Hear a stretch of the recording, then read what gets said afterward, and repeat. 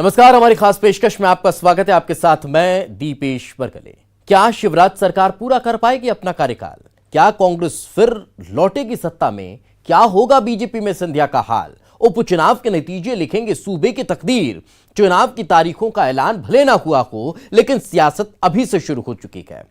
किसने कहां कितना दम दिखाया है, किसकी वजह से कौन बगावत के मूड में आया है, चुनावी चक्करलस में हर दिन दिखाएंगे आपको। कहां है घमासान की तैयारी, कहां है किसकी दावेदारी, जनता का दिल जीतने की लड़ाई में कौन किस पर भारी। तो चलिए शुरू करते हैं हमारी खास पेशकश।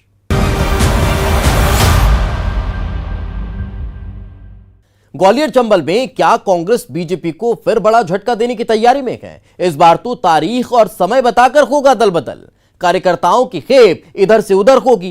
ग्वालियर चंबल इलाके में कांग्रेस के 10,000 कार्यकर्ता पार्टी छोड़ रखे हैं और इसके लिए बीजेपी ने 22 अगस्त से सदस्यता ग्रहण समारोह रख दिया है। हर दिन विधानसभावार कार्यकर्ता समारोह पूर्वक बीजेपी के सदस्य बनाए जाएंगे। सियासी गलियारों में इस सदस्यता ग्रहण समारोह के बड़े चर्चे हैं कि इस बार मध्य प्रदेश में दल बदल तारीख और समय बताकर होगा।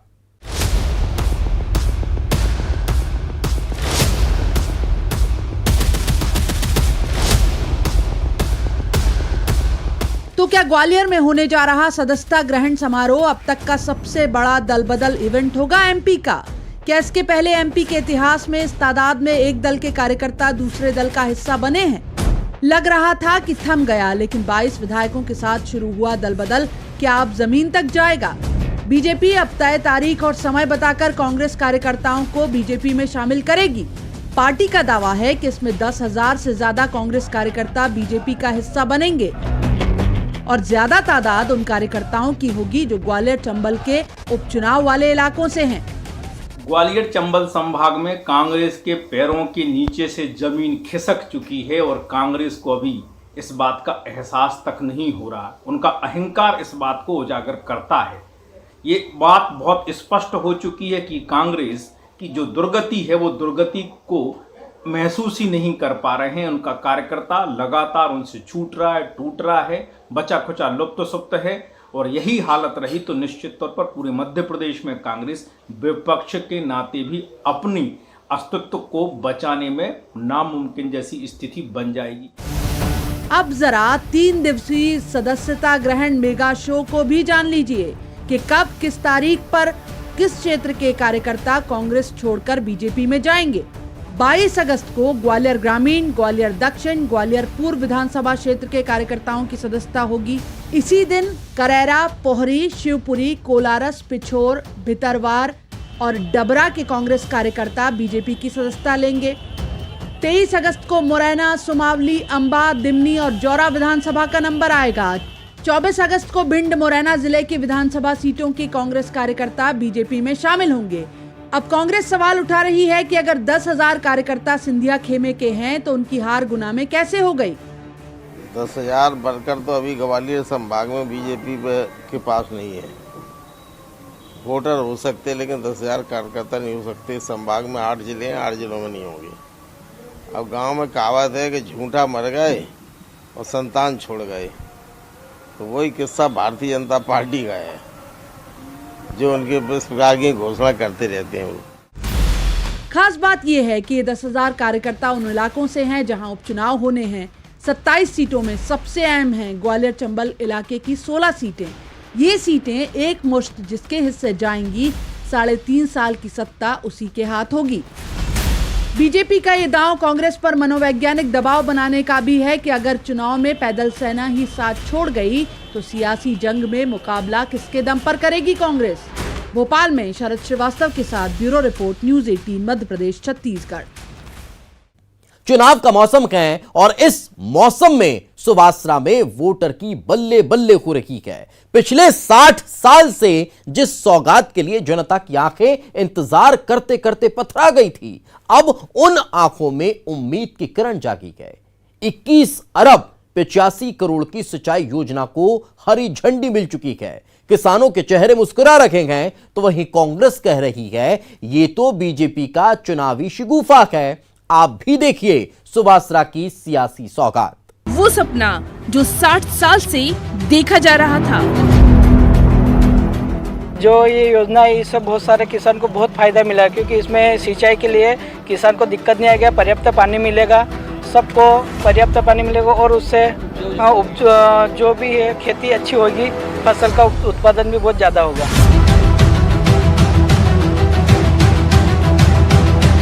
विकास के नाम पर ही सुवासरा में हरदीप सिंह डंग ने विधायकी से इस्तीफा दिया था और बीजेपी का दामन थामा था। जो कह रहे हैं शिवराज सरकार में विकास की लहर दौड़ रही है। सुवासरा सीट पर उपचुनाव होना है तो यहाँ तो वोटर के अरमानों को ऐसे ही सींचा जा रहा है। जहाँ हो रही है सुवासरा में सौगातों की बारिश। 21 अरब 85 करोड़ की इस सिंचाई परियोजना को स्वीकृत करवाया गया, जो इस सीट का सबसे बड़ा मुद्दा और सपना है। एक डैम शेदरा कर्णाली वो भी वो स्वीकृत नहीं कर पाए। सिंचाई योजना की तो सुनने को तैयार नहीं थे, उन्हें एक डैम भी वो दे नहीं पाए। और जब से फिर पुनः भारतीय जनता पार्टी की सरकार, शिवराज सिंह जी चौहान की सरकार अभी विगत 3 महीनों से आई है, तो सुवासरा विधानसभा में बजट में उनके प्रावधान जो रखे हैं वो सुवासरा विधानसभा के लिए एक मानो के खजाना खोल दिया है।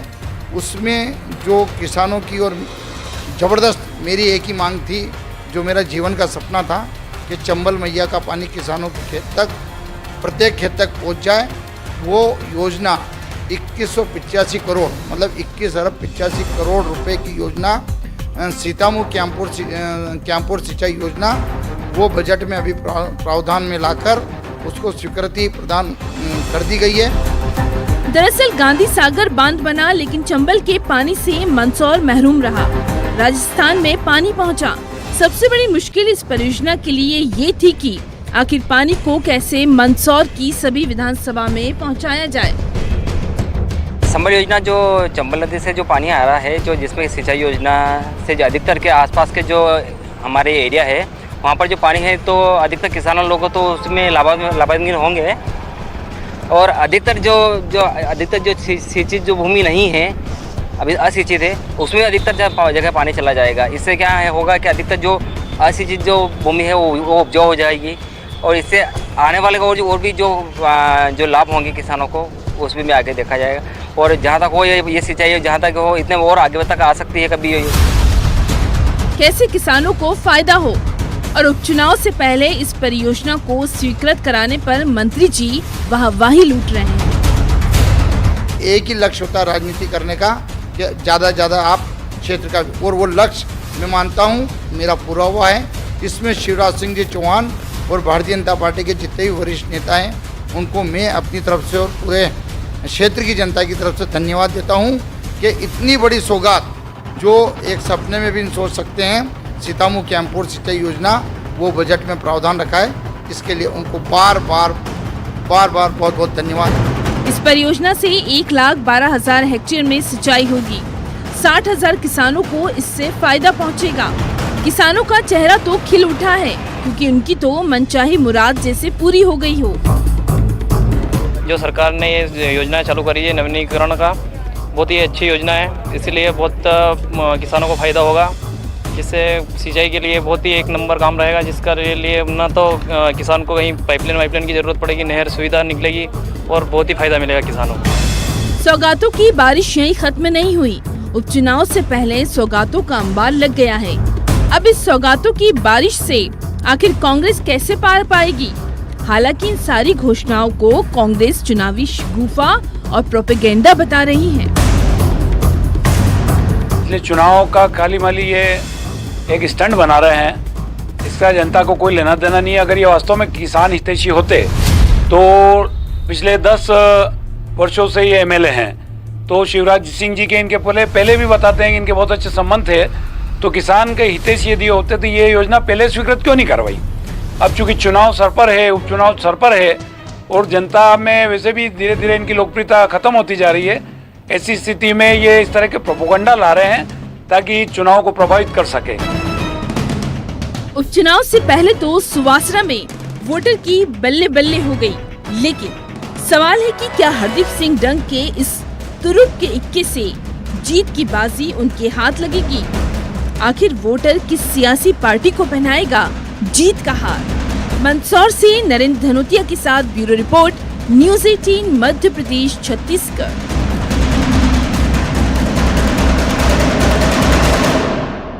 चुनावी चक्करलस में अभी सियासत के कई दांव देखे जाने वाले बाकी हैं। करिए थोड़ा सा इंतजार, हम हाजिर होते हैं एक छोटे से ब्रेक के बाद।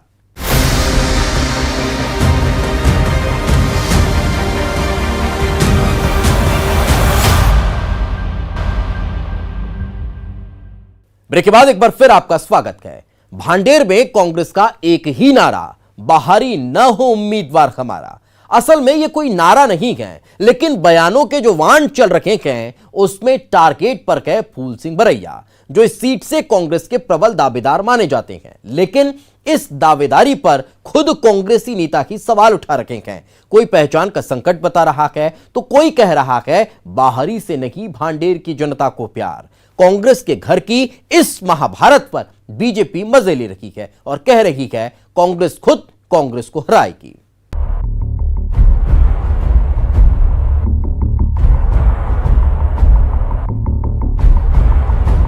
मध्य प्रदेश के बड़े नेता हैं, लेकिन भांडेर के लिए वो बाहरी हैं और मध्य प्रदेश में जाने पहचाने हैं, लेकिन भांडेर के लिए बाहरी इसलिए हैं क्योंकि लगभग 10 से 15 साल से मैं भांडेर विधानसभा क्षेत्र में जनसंघर्ष कर रहा हूँ, लोगों की सेवा कर रहा हूँ, लोगों की समस्याओं में उनके साथ खड़ा रहता हूँ। 10 साल से तो मैंने उन्हें कभी भांडेर में नहीं देखा। सभी बात कही कि हमें बरैया जी को लड़ाना है, उनके गृह जिले से लड़ाएं।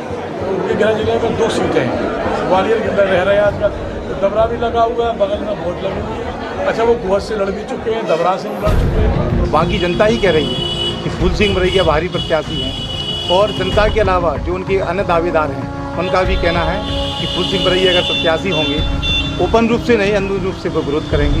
क्या भांडेर में कांग्रेस के घर में घमासान मच गया है? ये सवाल क्यों उठ रहे हैं? ये तो आप इन बयानों से ही समझ गए होंगे। जहां इस सीट से दावेदारी ठोक रहे हैं कांग्रेस के सीनियर लीडर महेंद्र बोध।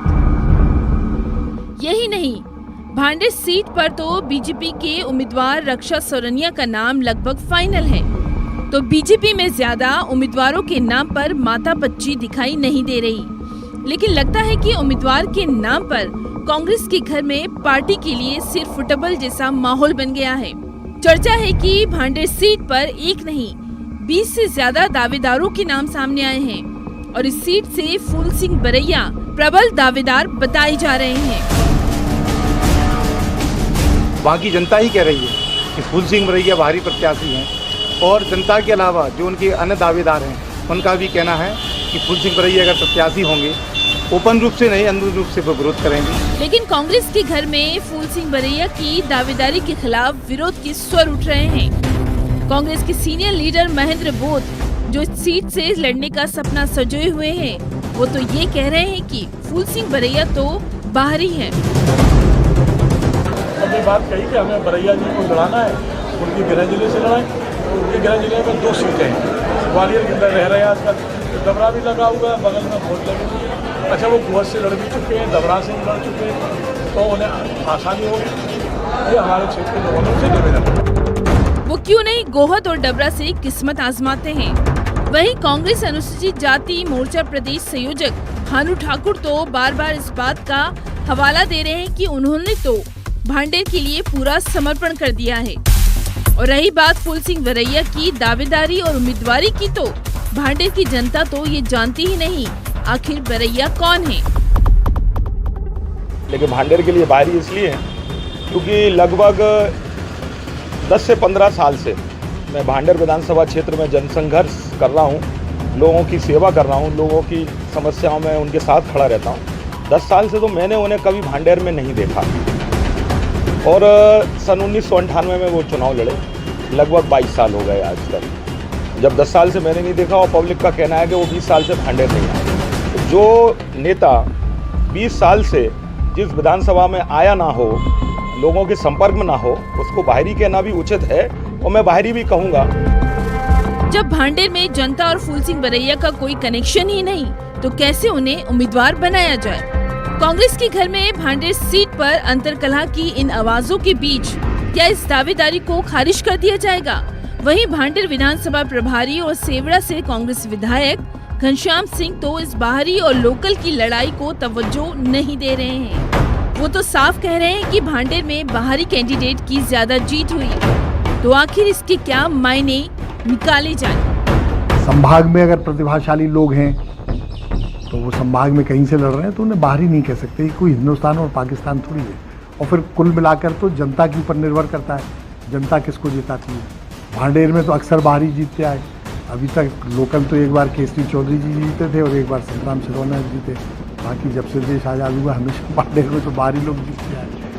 तो ये कोई बहुत महत्वपूर्ण बात नहीं है। हाँ ठीक है, जो जनता के बीच ज़्यादा आसानी से उपलब्ध हो सके, जनता का ये सोचना रहता है कि उसको हम प्राथमिकता दें, वो ज़्यादा अच्छा है। इस बीच बीजेपी कांग्रेस के घर में मचे इस घमासान पर चुटकी लेते नजर आ रही है। बीजेपी नेताओं का कहना है कि भांडेर में बीजेपी को ज्यादा मेहनत करने की जरूरत नहीं, क्योंकि यहाँ तो कांग्रेस ही कांग्रेस को हरा देगी। बाकी जनता ही कह रही है कि फूल सिंह बरैया भारी प्रत्याशी हैं और जनता के अलावा जो उनके अन्य दावेदार हैं उनका भी कहना है कि फूल सिंह बरैया अगर प्रत्याशी होंगे ओपन रूप से नहीं अंदरूनी रूप से वो विरोध करेंगे। इससे मुझे लगता है कि भाजपा की जो जीत है भांडेर विधानसभा सीट वो और आसान होने वाली है और उसे करने वाली भाजपा ने खुद कांग्रेस ही करेगी, क्योंकि आमजन से भी चर्चा हुई है। पूरी क्षेत्र में जाता रहता हूँ, लोगों से बात चर्चा भी होती है, तो आमजन का कहना ही है अगर स्थानीय प्रत्याशी को दिया जाए तो थोड़ी बहुत टक्कर कांग्रेस दे सकती है। कुछ दिन पहले ही भांडेर सीट पर पर्चे की सियासत सामने आई थी, जहां पर्चे पर फूल सिंह बरैया के खिलाफ माहौल बनाया गया था। ये किसकी साजिश थी या सियासत, ये अब तक पता नहीं चला है। आरक्षित सीट भांडेर पर फूल सिंह बरैया कांग्रेस से सशक्त दावेदार बताए जा रहे हैं। अगर फूल सिंह बरैया भांडेर सीट से उम्मीदवार बनते हैं तो सवाल है कि ऐसे विरोध के बीच फूल सिंह बरैया की राह कितनी आसान होगी।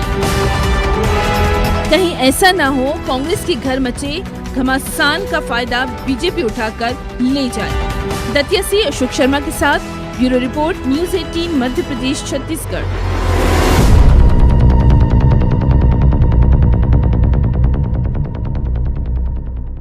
अब आरक्षित सीट आगर मालवा की बात कर लेते हैं।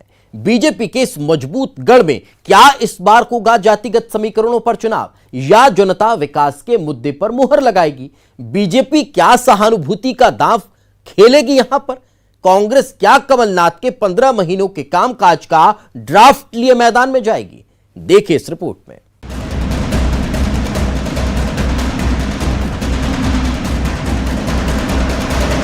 चुनाव का जब वक्त आता है तो अक्सर जाति समीकरण के इर्द गिर्द घूमती है सियासत। यहाँ तक कि कौन सा उम्मीदवार किस जाति वर्ग के वोटर को साध सकता है, इसका भी सियासी पार्टियां खास ध्यान रखती हैं। लेकिन क्या आगर मालवा की सियासत में भी असर है जाति समीकरणों का? क्या जाति समीकरण से यहाँ बदलते हैं सत्ता के समीकरण? इसमें अगर जातिगत की बात है तो उसमें ऐसा है कि जैसे कभी कभी पब्लिक ये समझती है कि ये कोई किसी व्यक्ति विशेष को देखकर भी वोट करते हैं जो काम कर रहा सकते हैं, जिस पर विश्वास जताकर। और पिछली बार ऐसे ही हुआ है। हालांकि यहाँ तो आगर विधानसभा तो एक तरह से बीजेपी का गढ़ रहा है, लेकिन पिछली विधानसभा के चुनाव में भी जो यहाँ का प्रत्याशी कांग्रेस का रहा है उसको कोई खासी अंदर से उसकी हार नहीं हुई है।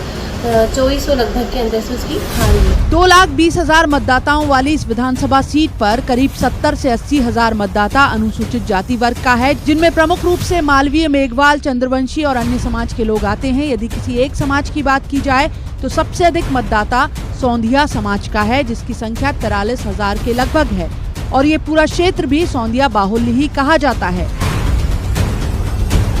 यहाँ अजा बाहुल्य क्षेत्र है। करीब 80,000 मतदाता यहाँ अजा वर्ग के हैं, जिनमें बलाई, मेघवाल व चंद्रवंशी और अन्य समाज के लोग आते हैं। इसके अलावा एक बड़ा वर्ग 50,000 मतदाता सोंधिया समाज के हैं, जो परंपरागत रूप से अधिकांश लोग सोंधिया समाज के बीजेपी को ही वोट करते हैं। इसके अलावा गुर्जर व यादव समाज के 15 हजार मतदाता हैं, वह 19,000 मतदाता मुस्लिम समाज। लेकिन पिछले चुनाव के नतीजे देखें तो यहाँ केवल जातिगत समीकरण ही नहीं, विकास के मुद्दे और चेहरा भी असर रखता है। क्षेत्र में यादव और गुर्जर वोटों की संख्या भी करीब 12,000 से 15,000 है, तो मुस्लिम समाज के मतदाताओं की संख्या 19,000 के लगभग। वहीं ब्राह्मण समाज का वोटर 12,000 के लगभग है। पिछले चुनाव परिणाम में बीजेपी के मनोहर ऊंटवाल यहां से चुनाव जीते थे और कांग्रेस के विपिन वानखेड़े को शिकस्त मिली थी, लेकिन यहां जीत का अंतर महज 2400 वोट ही था। कांग्रेस उपचुनाव में 15 महीने की कमलनाथ सरकार के विकास कार्यों को लेकर जा रही है, जिसमें मोती सागर तालाब का सौंदर्यीकरण और नल जल योजनाएं शामिल हैं। 608 करोड़ की पेयजल योजना लाए कमलनाथ जी लेके आए। उसके बाद गौशालाओं के निर्माण करवाए। गौशालाओं के निर्माण होने के बाद गौशालाएं बंद पड़ी हुई है। उसके बाद जहाँ हम देखते हैं इन 15 सालों में ये चौली नाके से लेकर उज्जैन तक की जो रोड है 2 लेन, वो न तो 2 लेन पूरी थी, कई एक्सीडेंट हुए, 4 लेन के मामले हैं। इसको लेकर भी जनता सड़क पे ही है। आगर जिले की सुसनेर, नलखेड़ा सब जगह इसको लेकर आंदोलन हुए। कांग्रेस पार्टी ने भी इसके लिए आवाज़ उठाई है। हजारों लोग बेमौत मर चुके हैं।